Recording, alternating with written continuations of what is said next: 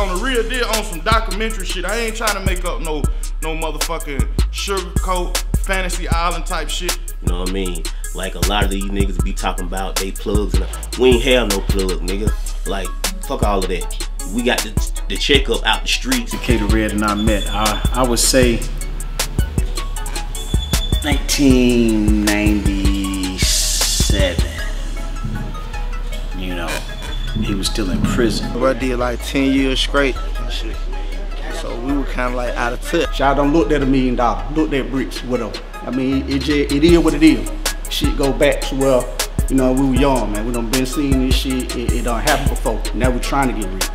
So when y'all niggas see it pop out on me thinking this shit just have my know, and even though this shit done 10 years strong. This shit like chemistry, it's like history. I don't care what part of America, bro. If you can, that's the thing we have in common, bro. Like if a nigga came from that lifestyle, we ain't had no pops there, like, or whatever, bro, and it was a single parent thing, bro. And I got 9 brothers, bro. 9 brothers, 3 sisters, bro. So you already know that shit, it was hard, bro, like real talk, bro. And one dude coming up out of all that, bro. And then my mama died when I was in prison, bro. Like when I was young and in prison, bro. I'm at my mama grave site, bro. Like telling it, bro. Like that's how real I wanted to be with the people, bro. Like I ain't wanna give y'all none of this stuff, bro. Like these folks getting y'all and y'all look at this shit like weak, bro, and it fake, bro. Like I ain't even gonna do that, bro. I'm Decatur Red, bro. Like I want my name to be real, 100, bro. Even when it's all said and done, when people look back on it or whatever, bro, they gonna say that one of really nigga, bro. You know what I'm saying? Like, you know what I'm saying? That's why we chose just, you know, say fuck it, bro. Like I ain't gotta be in the hood. I ain't gotta be around 1,000 niggas, bro. I'm by myself, bro. I always been by myself, bro.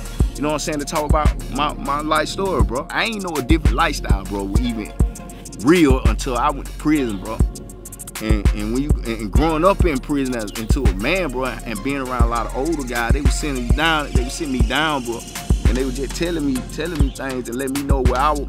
You know, opening me up, bro, like giving me another eye to everything, bro, on how life supposed to be. You know what I'm saying? I ain't know no better. You know what I'm saying? So once I started seeing it, that when I dropped that gangsta off my name, bro. You know what I'm saying? I just thought about it for a minute. I said, okay, well, I ain't even Gangsta Red no more, bro. I'm Decatur Red, you know what I'm saying?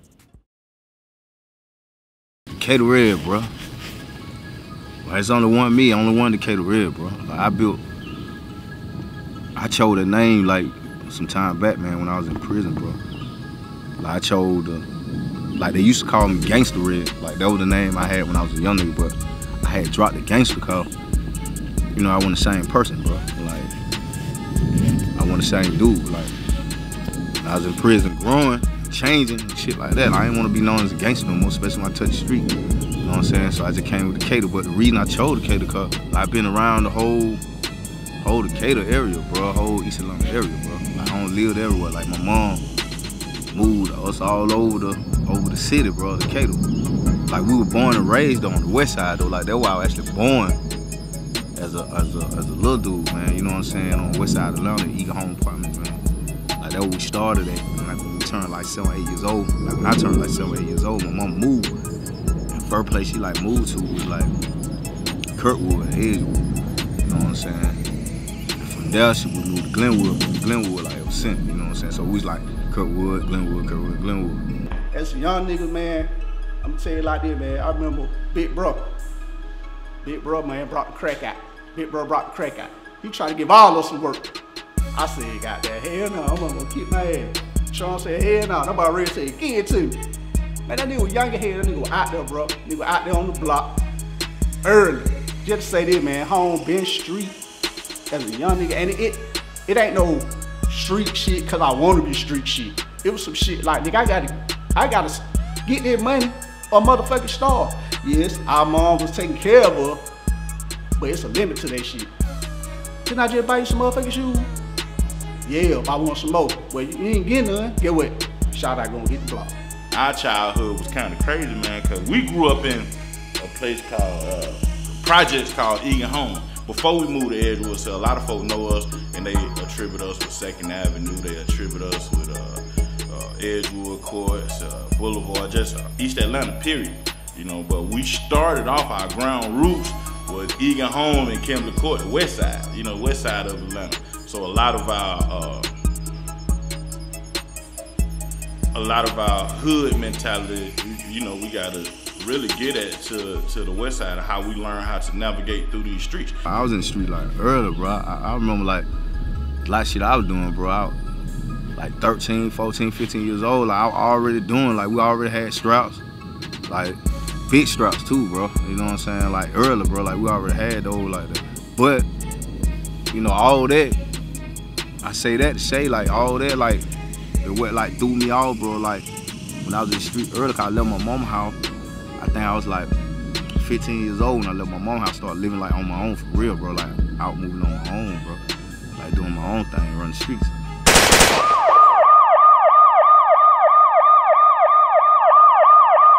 My mama called me, man. Said, Cole just killed somebody. Come on, man. Cole had to kill somebody. Broke my motherfucking heart, bro. Cole caught a body in the peak of our motherfucking career of some young nigga. After he shot the nigga in the head, he get locked up, you know, so he gone for a minute, you know. It's a game, you know, so we playing this game, and it's called the street game, you know. We street niggas. We don't have numerous incidences of gunplay face to face, you know what I mean? Then bro ended up, you know, going through some things and having to take another man's life, and you know, that kind of shit is, you know, ain't no shit you proud of that we proud of and no shit like that, but it was circumstances.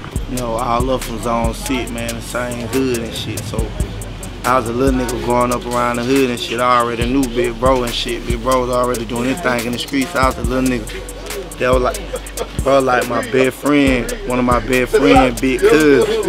Bro ended up catching a little murder charge and shit. He had some shit going on. But we were little niggas at the time. So, shit, bro went and did, I think bro did like 10 years straight. Man, some things like happened in the streets where I ended up had to catch a case, bro. I caught a murder charge, bro, like early, bro. Like I was like 17 years old when it happened, bro. You know what I'm saying? And I had to do a bid. I ended up doing like 10 years for that. I did 10 years for that right there. You know what I'm saying? And the reason I did, like I took that time like that, cause my mama was scared they won't, you know, convicting me to life or something about it. So when they came with that little plea, I took it, bro. You know what I'm saying? And I did that, man up, and I did that whole team. I had 2 kids that were born when I was in prison, bro. You know what I'm saying? I had a daughter and a son that was born while I was in prison, like 2 female, like pregnant, bro. Like on some real, like it was real, bro, just like that. You know what I'm saying? Like, you know, and even to this day, like my older son, like we ain't even like close. I think, bro, if I could change anything in my life, bro, I'd change that for him. Like real talk, I changed everything that was happening for my older son, bro. Just to kind of have that relationship with my older son, you know what I'm saying, the way I wanted, cause you know what I'm saying, that's all I dreamed about, and that's all I thought about with my kid. That was the motivation to change everything, bro, to change my way, bro, to change, you know what I'm saying, like the lifestyle I was living, bro. I knew I couldn't go back to prison, bro. I couldn't do that no more, you know what I'm saying, like they needed me, bro. And then I used to imagine I couldn't be there to protect them or even teach my son how to motherfucking ride a bike or anything, bro. You know what I'm saying? Like them boys, why they be needing their pops, you know what I'm saying? That's some real shit. Like I know this, cause I needed my pop, bro. You know what I'm saying? And he wasn't there. I don't have no regrets about nothing, bro. I wouldn't change nothing about my life, cause I felt like everything in my life was building me up to the point I am today, bro. Like to be the man I am today, bro. Like for real. You know, with my kids, my other kids, man, like that I'm hands-on with, bro. The kids that were born when I got out. I'm with my kids, bro. Like I take care of all my kids, bro. Like I'm there, I'm in their life, bro. I'm talking about I sit down with them, bro. I do homework with them, dog. You know what I'm saying? I go to football practice, dog. Like I talk to my daughters, I play with them, I do all that, bro. Like that's me, bro. Like 24/7. If I ain't doing that, you know, I'm getting some money, bro. Like for real, I'm really getting some money, bro. Like this ain't no joke. Like I'm out trying to get some money, bro. Getting some money and doing the music at the same time, so it's like a full life for me. But I'm cool with that. Like, see, being in prison, like, build that energy up to like, see, like with me, what make me different than the dude that didn't go to prison, bro, is that the thing that he might take for granted, I don't. You know what I'm saying? So I can get up early, I can take a full day all day, bro, and be straight about business, bro. You know what I'm saying? With you got dudes that don't understand how important that is. So I can go be with my kid, bro, and be a father and switch it up and be about that other thing, you know what I'm saying, in these streets like that, you know what I'm saying. I can do that, and then still at the end of the day, get to it with the music, bro. He would call studio from prison, you know what I'm saying, and listen to beats and whatnot over the phone, you know what I'm saying, and would like call back the next day, you know, with something written, spitting something, you know what I'm saying, like fire, like over the phone. It wasn't until Red got out of prison, you know what I'm saying, that really kind of re-sparked, you know what I'm saying, my interest and really want to get out and do the thing with this music. When I got out, you know, the first thing I started doing was trying to get straight to the music and stuff. Like, I was watching cats like get to it when I was in there, like my brother them, Mr. Cool them, you know what I'm saying, Chon them, Richard Mack them. Like, I had been watching them like while I was in the prison, you know what I'm saying, Alley Boy them, that whole little thing that they were doing with duct tape, bro. I was just watching it, bro, like, whoa, you know what I'm saying. But and by me knowing these guys, like, I already knew I get home, you know what I'm saying, the pavement was gonna be kind of laid for me, you know what I'm saying. That's what I thought, that's what I imagined anyway, you know what I'm saying. But when I got out, it wasn't as easy as I thought, cause you know, you get out of prison, bro, like, it don't never be what you think it's gonna be, you know what I'm saying. Like, I had to live, bro. I was doing my shit while bro was gone and shit, so it's only right I fuck with him, you know what I'm saying. Like, it only made sense, you know what I'm saying. It really family. Shout out to my big brother Cool too, man, you know what I mean. Like, before we started doing duct tape, you know, I was fucking with Cool them they who were molding me on this shit, having me doing my shit, having me writing and shit, understanding bars, and just really being in real studio, you know what I'm saying. So I was young and real around some niggas who were really doing their shit, you know what I'm saying. Even him, you know, going through all of that, then keeping that strong will and that strong mind and having to conquer the odds the way he had, you know, you don't really care to hear too many opinions that ain't gonna be valuable to the process of what we trying to do. And that process of what we trying to do is like push out hard, good street records that has truth and attitude on it. At the same time, you know, convince the young niggas that it's like, listen, it's so much shit you can hustle besides just dope, man. Like, sell everything. He took a nigga out of the hood, really showed a nigga some new shit with the music shit, trying to goddamn make a nigga do this shit right, but you know how the street shit go. One of the people who just seen the talent that I had and just sat me down and was like, little bro, we finna do something with you. And just, my words didn't go through one ear out the other. He actually seen something in me. And the next day he come me like, where you at? You ready? We finna go to the studio. This is how the recording shit really sparked up for y'all to know. Now, me and my cousin, shout out to my cousin Jabari, man, and my cousin Wayne, Free Wayne, man. Our grandparents used to have a tape recorder that they used to tape the sermons in church. So, however, these folk got smart on us one day. We call ourselves joning. Joning in the South is like joking, you know, cracking jokes on each other. They get a piece of, or they get a cassette tape and put some paper at the end of it. So me, Barry, and Wayne, we joning each other. How about these fools don't start recording us and they blackmailed us? They said, if y'all don't do what we say, we gonna play mama the tape. Niggas like, what tape? Oh, re-recorded y'all. So however, and shouts out to Aunt Del Brand, rest in peace, you know, she said if y'all could do that, if y'all could try, and this is the first time, I was probably about 7, 8 years old, first time I heard the word blackmail. If y'all could blackmail them, then y'all can make y'all some songs up like the Jacksons and stuff. So nigga, I'm telling you, when I tell you we beat on everything around the house, we took a motherfucking bass and scraped up the side of that bit, made us a little rapping shit. And my brother and my cousin, they started a group called One Nation. It ain't no hate in this man, feel me? I don't give a fuck. If your song good, he gonna tell you that motherfucker good. If it bad, he'll tell you, bro, hey, do that motherfucker over. It just ain't no hate. I see a lot of hate in a lot of other nigga, man. But Shawty, my cousin, Shawty real, man. This one of the realest nigga you gonna ever meet, man. We done got there, made music in the closet, bathroom, all kind of shit. I'm talking about it was to the point, bro, where every night we wrote a song. Every night, Red wrote a song. I wrote one. Sean wrote one. And we get together at the end of the night. By listen to this, by listen to that. And a lot of us grew up around music. Red's father, you know what I'm saying, Cool Chong, my best friend Ken, you know what I'm saying, their dad, big music guy, you know what I'm saying, so they come from music, you know what I'm saying, and you me, myself, mom, man, pops got a background in music. Ex-step pops, you know what I'm saying, original member of Parliament, Funkadelic. So, you know, we've always been around music. You know what I mean? So it's the music, you know, him getting out, man, it's been being hungry, man, and really want to get back on it, man, and really represent, you know what I'm saying, that quality of down south stuff that we represent is what really, you know what I'm saying, re-inspired me to get back on it. So, you know what I'm saying, I got his back, got back down with him, you know what I'm saying, and we've been doing it for about 5 years now. You know what I'm saying, and it's finally time. Everything's finally coming into fruition, you know what I mean? And at the end of the day, man, we some fighters.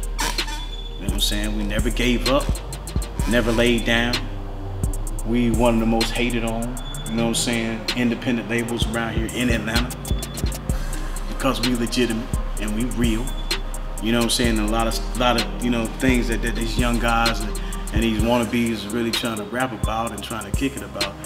You know, we really about that.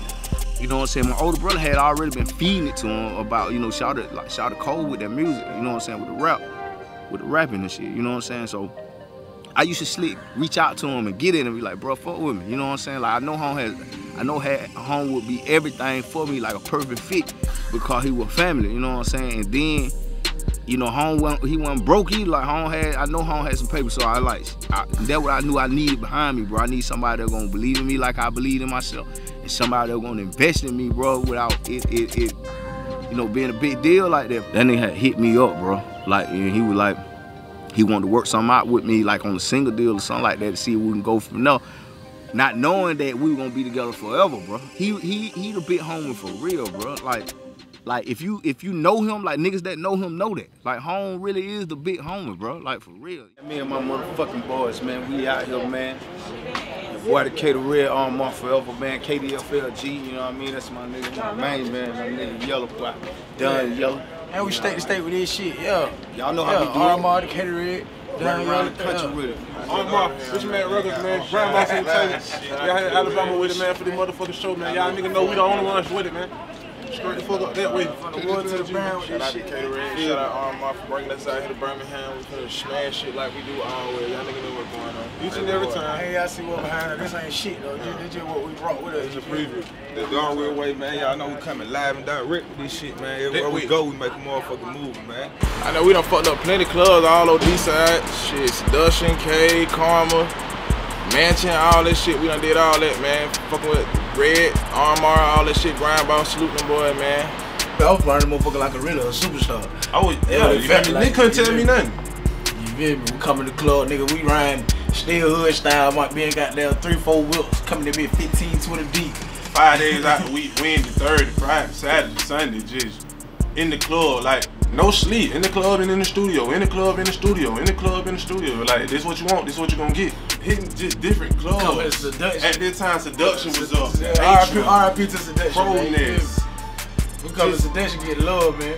You feel me? Like, oh yeah, we were just all over the place. One thing we know that missing from what everybody doing, bro, like, you got the new Atlanta, you know what I'm saying? You got the young niggas out here, like, putting on and doing their thing. Salute to all of them, bro. I'm talking about all of them young niggas that's out here that going hammer, bro. Like, for real, like, you know what I'm saying? But, you know, it's a void that's still missing, bro. Like, that real Atlanta, that other Atlanta I came from. Like, them project gone, bro. Like, them project gone, bro. Like, it's a new wave going on, because all that dead, you know what I'm saying? But I came from that, bro.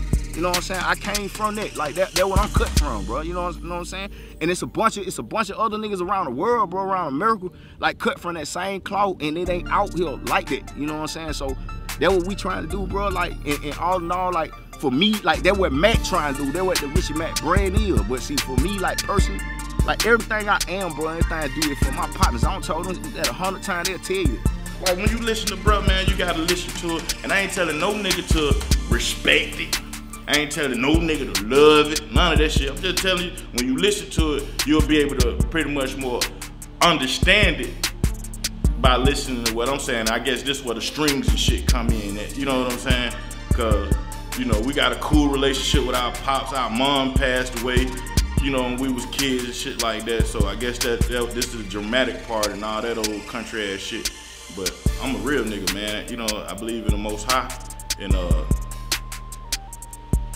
I just believe in prayer, man. And we stay together and stay up, man. And we see more success in what we're doing. Game is really brutally being abused, cause you know, you hear one thing and the nigga think, oh, if that's what it is, then I need to be on that too. Then you hear another thing, and next thing you know, you got like 3-4 flavors floating around, but 100 niggas doing them. So, you know what I mean? It's like if everybody's selling some motherfucking lemonade and it's only one nigga that might have some lemonade sweet tea mix, probably go fuck with him. You know what I mean? That's where we at right now. So, y'all keep fucking with the lemonade. Pretty soon, though, y'all gonna have to get back around to the tea, man. And I want to just shout out the whole RMR family, man. You know what I'm saying? Decatur Red, you know what I'm saying? Can't forget the youngest, Don Yellow, you know what I'm saying? Yeezer, you know what I'm saying? Young Champ, you know what I mean? I got my son right here, man. Lil Mac with me, you know what I'm saying? The second generation, the second coming, you know what I'm saying? Gonna be fully educated, though, man, and doing everything the right way, man. You know what I'm saying? All the bullshit ended with his dad. On that note, man, I want to let all you young folks know, man, straight up, man, for myself, Richie Mac Records, and Decatur Red, man, y'all stay in school, man, and get y'all education, man. It's enough of us out here in the streets, man, out here in these streets with all this bullshit, man, all this unnecessary motherfucking killing, and all this dumb shit, man, and I'm gonna tell y'all, man, that's not the motherfucking way, man. He took a nigga from just a nigga rapping on the block to show the nigga how to actually make music. You feel me? Turn a nigga to an artist. Different kinds of music, you feel me? Like, we can hit you from all different type of angles. Like, you never know what you're gonna get. You feel me? Just stay tuned. I mean, this squad, man, KDFLG, man. You see the movie. Kick those front man shit, man. The whole world gonna love us for it's over with, baby. If it ain't Richie Mac, bro, it ain't RMR, bro. If it ain't nothing else. Richie Mac Records, man. Richie Mac Records, man. Decatur Red for life, man. One Nation, man. 1080 LP, man. RMR, man, to the grave site, man. Y'all better get it right, man. Big Mac, man. Sign it out, man. One.